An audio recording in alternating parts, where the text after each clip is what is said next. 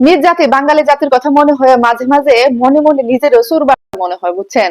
কারণ কি জানেন, এই যে বাহারুদ্দিন ভাই দেখলেন তো, বাহারুদ্দিন ভাইয়ের পরিবারের সাথে কত বড় একটা অঘটন ঘটে গেছে। এই বাহারুদ্দিন ভাই লাইভে এসে তার মনের ক্ষোভ ঝাড়লেন।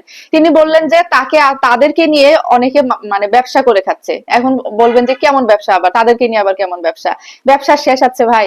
তাদের কথা বলে বলে বিভিন্ন বাজার থেকে, বিভিন্ন স্কুল থেকে, বিভিন্ন মাদ্রাসা থেকে টাকা উঠাচ্ছে, উঠায় তাদেরকে আর দিচ্ছে না। তারপরে 3 দিন আগে নাকি বাহারুদ্দিন ভাইয়ের কথা বলে, বাহারুদ্দিন ভাইয়ের পরিবারের কথা বলে বাজার থেকে 3 টাকার মাছ আর 5,000 টাকার আরো অন্যান্য জিনিস কিনে নিয়ে গেছে, সেগুলো বাহারুদ্দিন ভাইদেরকে দেয় নাই।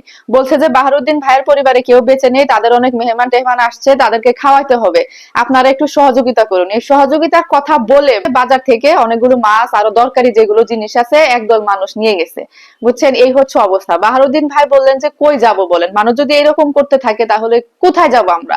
এটা তো আসলে আমরা জানিও না, ওরা যেভাবে করে মাছ টাছ নিয়ে গেছে আমরা জানি না। আবার অনেক জায়গা থেকে নাকি টাকা আছে, সেটাও কিন্তু বাহারুদ্দিন ভাইয়ের কানে আসছে।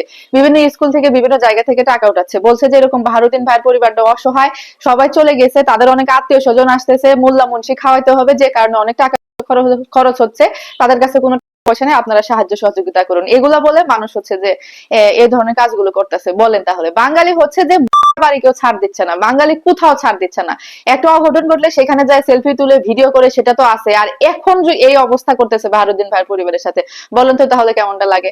বাহারুদ্দিন এটাও বললেন যে এরকম আমার নাম ভাঙিয়ে বলতেছে যে আমার বাসায় নাকি আমার কফিল আসছে। আমার কফিল কোত্থেকে আসবে? কফিল আসলে তো আপনারা দেখতে পারবেন।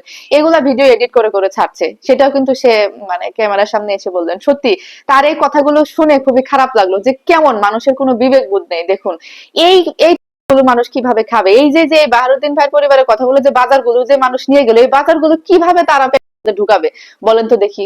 আর দেখুন উনার পরিবার তো একদম যে খুব যে গরিব তা কিন্তু না, উনাদের যে সাহায্য নিয়ে চলতে হবে এরকমটাও না। সে বললো যে এরকম আমাদের জেলা প্রশাসক থেকে আমাদেরকে টাকা দিয়ে গেছে, আমরা ওটা নিতে চাই না, তারপরে জোর করে দিয়ে গেছে, সম্মান করে নিয়েছি, সেটা হচ্ছে কথা। তবে তার পরিবার কিন্তু একদম অসচ্ছল না, তার ভাইরাও হচ্ছে যে বিদেশে থাকে, তার ভাইরাও ভালো মানে ভালো জায়গায় থাকে আর কি, ভালো জায়গায় আছে। তারপরেও তাদের নাম ভাঙিয়ে এগুলা যারা করছে, এগুলা মানে একদম অনুচিত করছে, এটা তাদেরকে আসলে শাস্তি দেওয়া উচিত।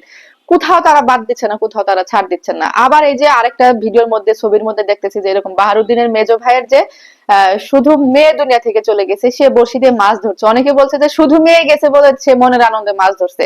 আরে ভাই, তারা তো স্বাভাবিক মানুষ, তাদেরকে স্বাভাবিক লাইফে ফিরতে দেন না। স্বাভাবিক ভাবে তারা যদি চলতে পারে সেটা তো আসলে খুশির ব্যাপার। আপনারা এটা নিয়ে কেন এইভাবে করে বানাচ্ছেন? এভাবে করে কেন আপনারা বলছেন? এভাবে করে কেন তাদেরকে প্রেজেন্ট করছেন? বাহারুদ্দিন ভাই একটা ছবিতে দেখলাম যে হাসি দিছে। হ্যাঁ, বাহারুদ্দিন সব কষ্ট ভুলে হাসি হাসি দেওয়া শুরু করছে। মানুষ এটা স্বাভাবিক, একটা মানুষ হাসবে কাঁদবে, সারা জীবন কি কেঁদে যাবে? সারা জীবন কি কাঁদতে বলেন? সেটা কি ভালো হবে? মোটেও ভালো হবে না। তারা স্বাভাবিক সুস্থ লাইফে ফিরে আসুক, সেটাই আমরা চাই। তারা সব কষ্ট ভুলে যাক, সেটাই আমরা দোয়া করি সবসময়, এবং সেই দোয়াই করতেছিলাম যে তারা যেন সব কষ্ট সব দুঃখ ভুলে যায়। আপনারা এমন কেন? সবকিছু নিয়ে আপনাদেরকে এমন কেন করতে হবে?